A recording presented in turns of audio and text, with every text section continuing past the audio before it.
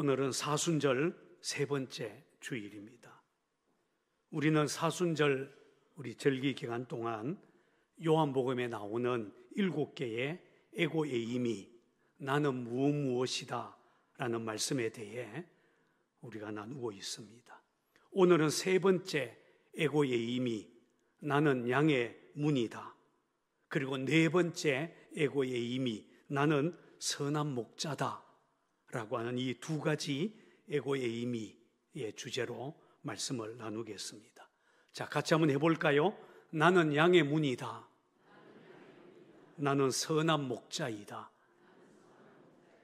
오늘 설교의 주제인 양의 문, 선한 목자라는 말씀은 예수님 당시 유대 지역의 유목 문화를 근거로 하신 말씀입니다. 유대인들은 대부분 집에서 양을 길렀다고 합니다. 수많은 양을 기르는 목장도 있지만 대부분은 목자가 몇 마리 혹은 몇십 마리의 양을 길렀고 그 양들에게 이름을 붙여 친근하게 마치 가족처럼 부르며 함께 했다고 합니다. 양들은 자기 주인을 알고 그리고 목자가 부르면 그 목자의 소리를 따르게 된다고 하지요. 이 목자와 양의 이 친밀한 관계에 대해 케네스 베일리의 책 선한 목자에 보면 이런 이야기가 나옵니다. 1930년대 중반 영국의 식민지로 있던 팔레스타인에 폭동이 일어나면서 주민들은 모든 양들과 염소들을 다 몰수를 당했다고 하지요. 근데 어느 정도 시간이 지나자 정부에서 목자들에게 벌금을 내면 자기 양을 찾아갈 수 있도록 해주었습니다. 그때 8마리 정도의 양을 가지고 있던 목자가 벌금을 가지고 와서 말했습니다. 내 양을 찾으러 왔습니다. 그러자 군인은 돈을 지불한 숫자만큼 양들을 거기 우리에 있는 아무 양이나 데리고 가라 라고 했습니다. 그러자 목자는 아닙니다. 나는 내 양을 찾아가지고 가겠습니다 라고 하죠. 군인이 코웃음을 치면서 아니 이 많은 양들 가운데 당신 양을 찾겠다고? 어떻게 찾겠다는 거야? 라고 비웃었습니다. 그러자 목자는 아랑곳하지 않고 그 수많은 양들 앞에 서더니 호각을 꺼내 불었다고 합니다. 그러자 기가 막히게 그 목자의 양 8마리만 양들 중에 나오더니 목자를 따라 갔다고 하죠. 목자는 자기 양을 압니다. 양도 자기 목자를 알고 따릅니다. 유대 지역에는 마을마다 공동 우리가 있어서 밤에는 양들을 그 우리에 모아서 돌보았다고 합니다. 그 공동 우리에는 문을 지키는 문지기가 있었고 아침이 되어 목자가 자기 양을 찾으러 우리에 오면 문지기는 그 목자에게 문을 열어줍니다. 목자는 우리 안에 들어가서 자기 양들의 이름을 하나하나 불러 데리고 들로 나가지요. 그런데 목자와 양들이 들판에서 야속을 할 때가 자주 있다고 합니다. 그럴 경우 목자는 양들을 안전하게 밤을 지낼 수 있도록 가설 우리를 만들기도 한다고 합니다. 보통은 주위에 흩어져 있는 돌들을 쌓아서 담을 치는 형식인데 특이한 것은 출입구에 따로 문을 달지 않고 대신 목자 자신이 출입구에 누워 스스로 문이 된다고 합니다. 밤사이에 도둑 또는 짐승들이 양을 공격할 수 없도록 자신의 생명을 걸고 양들을 보호하기 위해서 그렇게 한다고 합니다. 1991년이었던 것으로 기억합니다만 중국의 양쯔강을 그 발원지로부터 하류에 이르기까지 소개하는 다큐멘터리가 TV에 방영된 적이 있었습니다. 그때 세계에서 제일 높은 티베트 고원지대에 양을 치던 목자인 42세의 까르마 씨의 이야기가 소개된 적이 있었습니다. 촬영 당시 그 고온지대의 날씨가 얼마나 추웠던지 카메라가 얼어붙어서 작동하지 않을 정도였다고 합니다. 취재진은 텐트 속에서 벌벌 떨고 있었는데 놀랍게도 목자인 까르마 씨는 텐트가 아닌 양의 우리 앞에서 모포를 듣고 잠을 자는 것이었습니다. 깜짝 놀란 기자가 왜 그곳에서 자느냐라고 물었더니 그의 대답은 매우 간단했습니다. 맹수의 습격으로부터 양들을 지키기 위함이다 라고 했습니다. 생각해 보십시오. 그 혹한의 고원에서 그날 밤 양들이 평화롭게 잠을 잘 수 있었던 것은 살을 에는 듯한 추위에도 아랑곳하지 않고 자신의 생명을 던져 양들을 지키는 목자 까르마 씨가 있었기 때문이 아니겠습니까? 그 혹한의 한밤중에 양의 우리를 지키는 양의 문이 된 그 까르마 씨의 모습에서 우리는 우리를 위해 친히 양의 문이 되어주신 예수님의 모습을 볼 수가 있습니다. 오늘 본문에 보면 예수님은 나는 양의 문이다 라고 하셨습니다. 자, 7절 말씀을 찾아서 같이 읽겠습니다. 시작. 그러므로 예수께서 다시 이르시되 내가 진실로 진실로 너희에게 말하노니 나는 양의 문이라. 여기서 나는 양의 문이라 에고 에이미 헤두라 톤 프로바톤이라는 말씀 무슨 뜻이겠습니까? 그것은 예수님 자신이 우리 인생의 출입구가 되어서 출입구에서 문이 되어서 친히 우리를 지키고 보호해 주시겠다는 의미입니다. 주님은 항상 우리 곁에 계실 뿐 아니라 우리를 지키십니다. 기꺼이 자기 생명을 내던져 우리를 영원한 생명으로 인도해 주시는 선한 목자이시기도 합니다. 특히 9절에 보면 예수님은 이렇게 말씀하셨어요. 자, 9절 말씀을 찾아서 같이 읽겠습니다. 시작. 내가 문이니 누구든지 나로 말미암아 들어가면 구원을 받고 또는 들어가며 나오며 꼴을 얻으리라. 여기에서 주님은 내가 문이다. 누구든지 문으로 들어가면 구원을 받고 꼴을 얻게 된다라고 하셨습니다. 자, 우리는 오늘 여기에서 가장 먼저 내가 문이니 그 문으로 들어가면 이라는 말씀을 주목해야 됩니다. 사실 문에는 여러 기능이 있죠. 밖에서 안으로 들어갈 때에는 쉼, 안전, 그리고 보호의 입구가 됩니다. 반대로 안에서 밖으로 나갈 때는 새로운 출발, 시작이라는 설레임과 함께 위험에 노출된다는 뜻도 있습니다. 어떤 문은 들어가 보고 싶은 문이 있는 반면에 어떤 문은 들어가고 싶지 않은 문도 있습니다. 어떤 문은 꼭 들어가야 하는 문이 있고 어떤 문은 절대로 들어가서는 안 되는 문도 있습니다. 그런데 여기서 예수님께서 내가 문이니 나로 말미암아 들어가면 이라고 말씀하셨을 때 여기서 문이다 라고 하는 것은 여러 문 중에 하나가 아니라 바로 그 문, 헤두라, 유일한 문이라는 뜻입니다. 구원으로 인도하는 문은 여러 개가 아니라는 말이에요. 예수 그리스도라는 문, 바로 그 문 하나밖에 없다, 나밖에 없다라는 뜻입니다.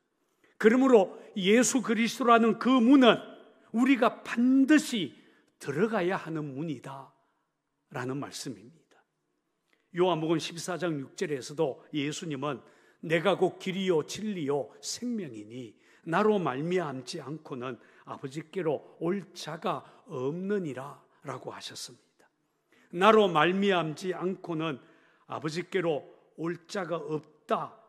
유일하신 문이신 예수님을 통하지 않고서는 어느 누구도 아버지 계시는 천국에 갈 수 없다라고 하셨습니다.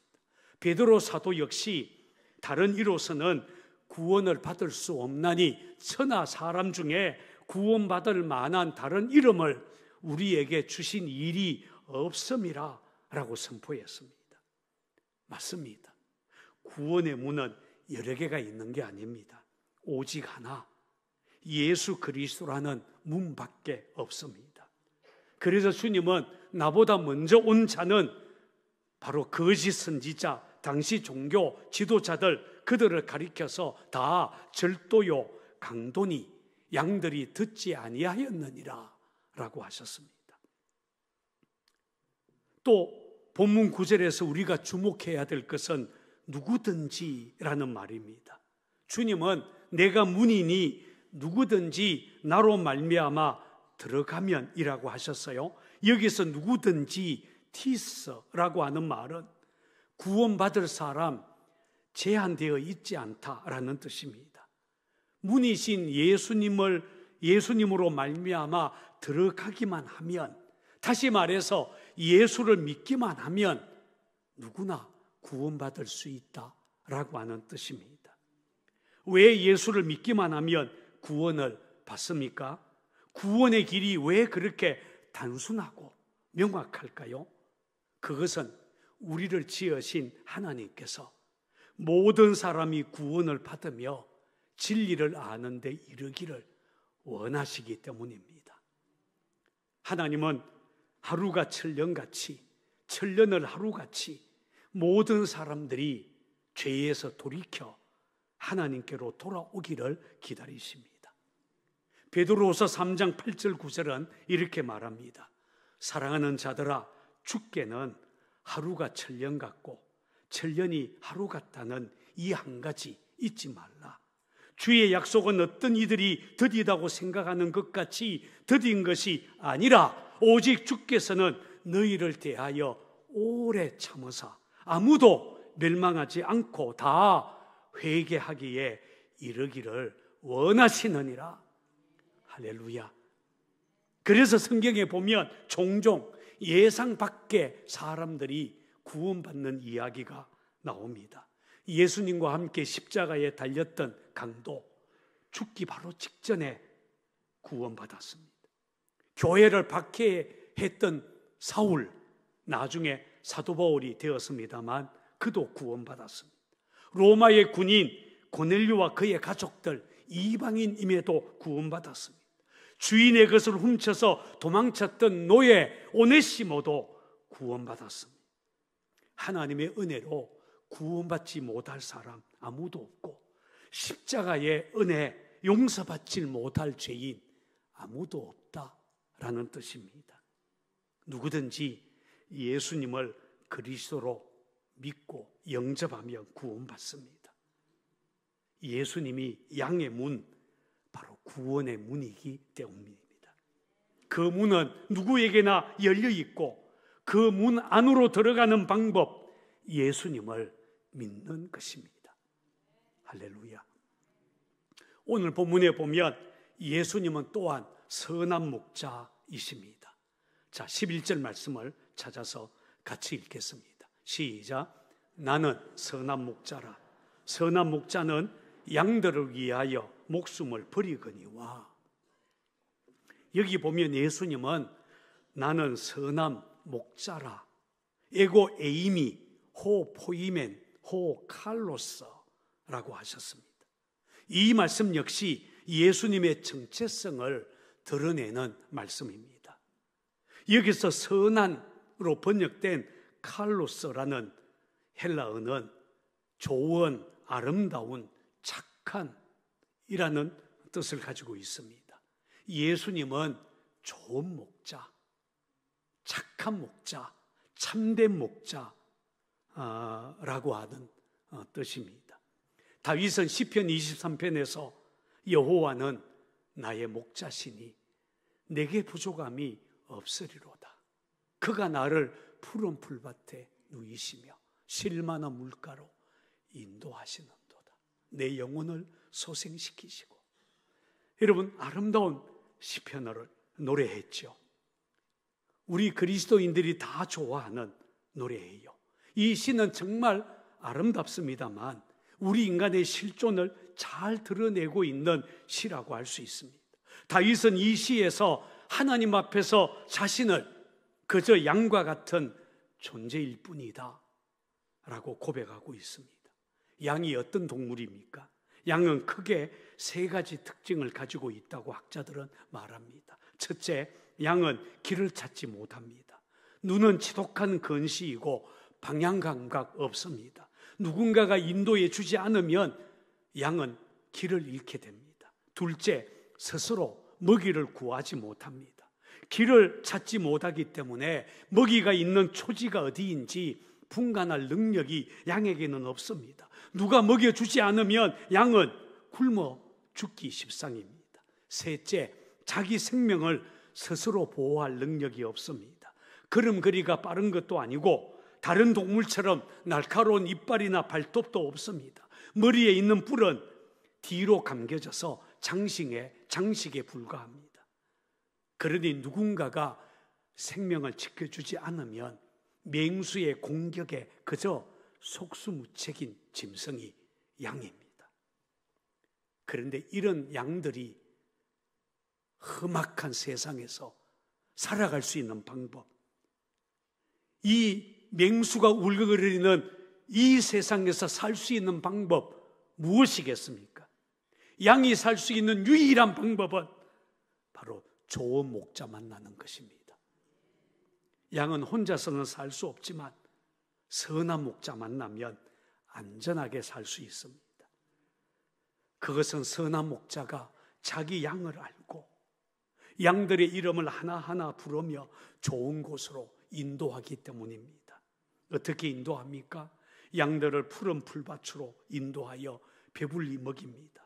잔잔한 물가로 인도해서 목마르지 않게 마시게 합니다. 의의 길로 인도해서 위험을 당하지 않게 합니다. 지팡이와 막대기로 양들을 지켜줍니다. 하나님과 이스라엘 백성의 관계가 그렇습니다. 예수님과 우리의 관계도 그렇습니다. 양이 아무리 뛰어나도 목자 떠나면 금방 위험에 빠집니다. 아무리 공부 많이 하고 도덕적으로 바르게 산다고 해도 홀로 떨어져 있는 양, 낭떠러지와 맹수의 위협에 노출됩니다. 따라서 양은 목자 없이 못 삽니다. 우리가 예수님을 믿고 살 때에도 양이 목자 없이 살 수 없듯이 나도 예수님 없으면 살 수 없다, 이런 자세로 예수님 믿고 살아야 할 것입니다. 여러분, 선한 목자는 사꾼 목자와 다릅니다. 주님은 오늘 성경에서 선한 목자와 사꾼 목자를 이렇게 비교합니다. 자, 11절, 12절을 찾아서 같이 읽어보겠습니다. 시작. 나는 선한 목자라. 선한 목자는 양들을 위하여 목숨을 버리거니와 사꾼은 목자가 아니요 양도 제 양이 아니라 이리가 오는 것을 보면 양을 버리고 달아나나니 이리가 양을 물어가고 또 해치느니라. 보세요. 선한 목자는 자기 양을 사랑하고 보호하지만 사꾼은 아닙니다. 사꾼은 자기 양이 아닙니다. 양들보다는 양을 돌봐주는 자기 수고에 대한 대가에 더 관심이 많습니다. 내가 얼마나 오랜 시간 양을 돌봤는데 내 수고에 대한 대가 얼마냐 따집니다. 그래서 이리가 오면 사꾼은 자기 먼저 살려고 양을 버리고 달아납니다. 이리가 양을 물고 해쳐도 달아나 버리는 것은 그가 사꾼이기 때문이다 라고 성경은 말합니다. 돼지 키우는 사람이 돼지를 좋아하지만 사랑하지는 않습니다. 돼지를 애지중지하게 여기는 것은 돼지 키워서 수입을 올리기 위함일 뿐입니다. 돼지를 열심히 돌봐주는 것도 더 많은 수익을 얻으려고 하는 것입니다. 그러나 우리 주님은 선한 목자입니다. 목자는 자기 양을 지킵니다. 목숨을 걸고 이리와 싸웁니다. 양을 위해 자기 목숨도 아끼지 않습니다. 그래서 도둑이 오는 것은 도둑질하고 죽이고 멸망시키려는 것뿐이지만 예수님은 내가 온 것은 양으로 생명을 얻게 하고 더 풍성히 얻게 하려는 것이다 라고 말씀하셨습니다. 그러므로 여러분 알아야 됩니다.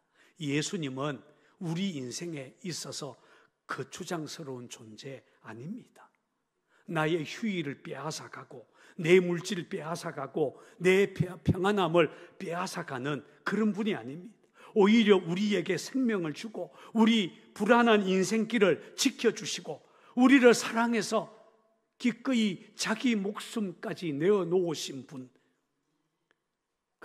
그분이 바로 우리 주님 그리스도 예수이십니다. 그러므로 여러분, 우리는 문이신 예수님을 통해 들어가며 나오며 늘 생명의 꼴을 얻어야 합니다. 죄로 죽은 우리들이 진리요 생명이신 예수 믿고 그 문으로 들어가서 생명의 꼴, 영생을 얻었다는 것, 참으로 기적 같은 일입니다. 그러나 거기서 멈춰서는 안 됩니다. 계속해서 주님으로부터 생명의 꼴, 진리의 꼴을 얻어야 합니다. 그 꼴을 먹지 않으면 영원한 생명 유지하기 어렵고 예수님의 제자답게 살기 어렵기 때문입니다. 앞에서 읽었습니다만 9절 말씀을 한 번 더 읽어보겠습니다. 9절입니다. 시작. 내가 문이니 나로 말미암아 들어가면 구원을 받고 또 들어가며 나오며 꼴을 얻으리라. 이 말씀에서 우리가 주목해야 될 기절이 하나 더 나옵니다. 들어가며 나오며 라는 말씀이에요. 자, 같이 한번 해볼까요? 들어가며 나오며. 우리가 주님의 온전한 제자가 되려면 생명의 꼴을 얻고 진리의 꼴을 얻어서 이 땅에서 우리가 예수님의 제자처럼 살려면 늘 들어가며 나오며 생명의 꼴, 진리의 꼴을 풍성하게 얻어야 된다는 것입니다. 예수님으로부터 인격의 꼴, 행동의 꼴, 말의 꼴, 습관의 꼴까지 얻어야 우리가 예수님을 닮게 될 것입니다. 이런 이유 때문에 예수님은 나는 양의 문이다, 나는 선한 목자다, 이 두 개의 비유를 사용해서 예수님과 그를 따르는 우리의 관계에 대해 설명하신 것입니다. 100주년 기념교회에서 사역하셨던 이재철 목사님의 책 요한과 더불어에 나오는 이야기입니다. 어느 마을에 개 한 마리가 있었답니다. 어느 날 동네 어르신이 그 개가 오줌 누는 것을 보았습니다. 그리고는 동네 사람들을 모아다가 그놈의 개 당장 마을에서 쫓아내야 돼, 이렇게 외쳤답니다.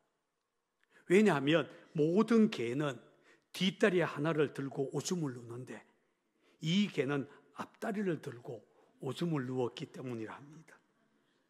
그러니 미친 개가 분명하고 이 미친 개가 무슨 사고를 칠지 모르니까 빨리 이 개를 쫓아내야 된다라고 어르신이 소리를 친 것입니다. 그러자 그때 한 아줌마가 어르신, 그 개는 미친 개가 아니고 목사네 개예요 라고 대답을 하면서 이렇게 설명을 했다고 합니다. 그 개는 늘 축도하는 주임 목사를 흉내내느라 앞다리 들고 오줌 누는 거예요.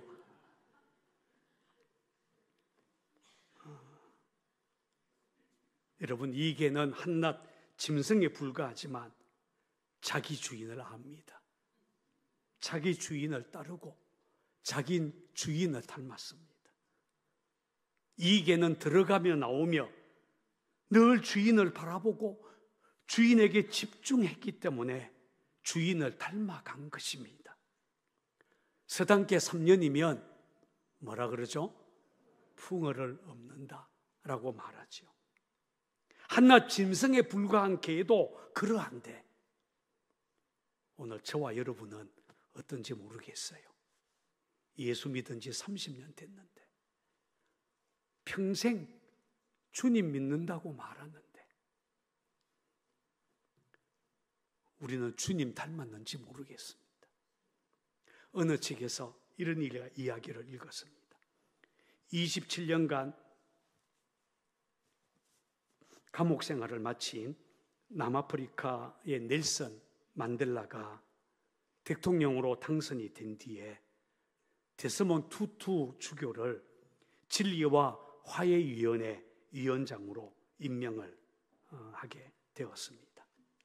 이 위원회는 2년 동안 청문회를 열어 조사를 계속했는데 그 결과 백인 정부가 저지른 온갖 잔혹한 행위가 낱낱이 드러나게 되었습니다.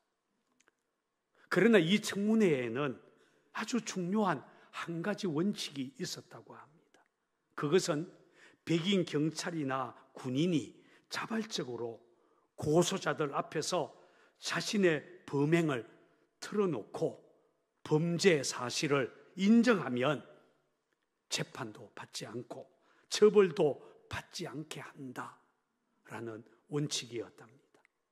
이렇게 한 것은 당시 만델라 대통령이 지금 우리나라에는 정의 못지않게 치유가 정말로 필요합니다 라는 것을 강하게 주장했기 때문이라고 하지요.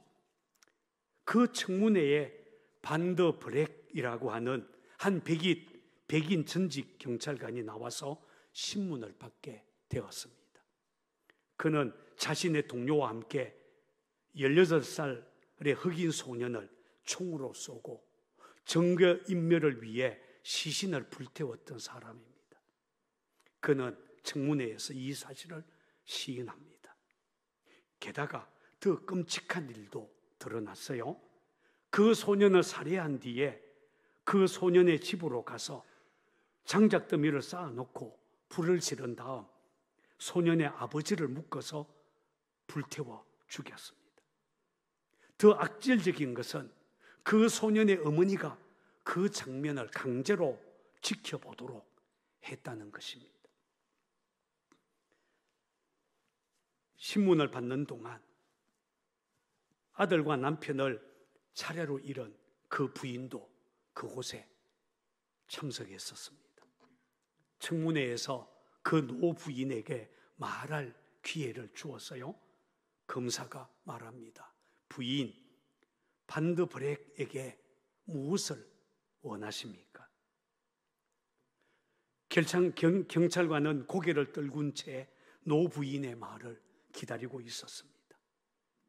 그때 노부인은 자리에서 일어나 3가지를 요구했습니다. 첫째, 남편과 아들의 장례를 치르기 위해 반더 브렉 씨가 남편의 시신을 불태운 장소로 가서 그 죄를 모아주었으면 좋겠다.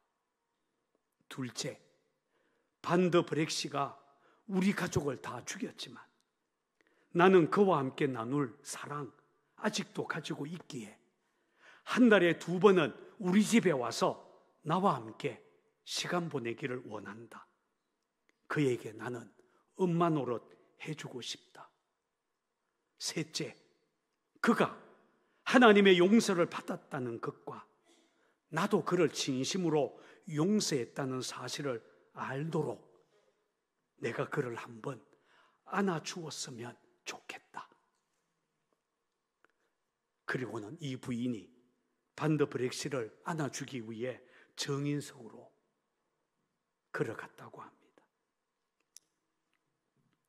그 걸어가는 중에 법정 안에 있던 누군가가 찬송가 305장 나 같은 죄인 살리신 Amazing Grace 이 찬송을 부르기 시작합니다.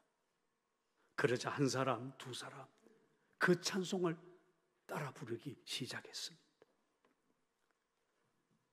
그러나 반더 브렉 씨는 그 찬송가를 끝까지 듣지 못했다고 하지요. 그 상황이 너무 충격을 받고 그만 졸도해버리고 맙니다. 여러분, 예수님은 양을 위해 당신의 목숨을 버린 선한 목자이십니다. 저와 여러분들을 구원하고 생명 주시기 위해 당신의 생명을 기꺼이 내놓으셨습니다. 그래서 지금도 세계 도처에서는 이 예수님을 닮은 믿기지 않는 사랑과 용서의 일이 일어나고 있습니다. 여러분, 예수 믿으면 누구나 구원받습니다.